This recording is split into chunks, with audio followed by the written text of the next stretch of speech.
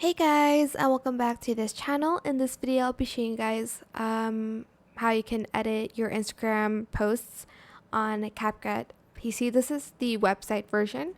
So go to the start page. Make sure you've logged into your account as well. Go to image here. And then go to Instagram post. Sorry about the background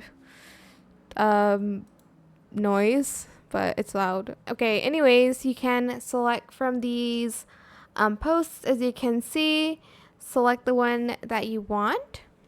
Okay, press OK, and you can even change the images here. So select this, and then you can either select from your computer or I guess from your space here, but you can change the image.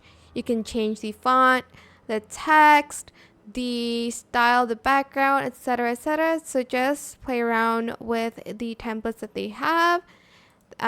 This is good for if you own a business and you don't really know how to design that much.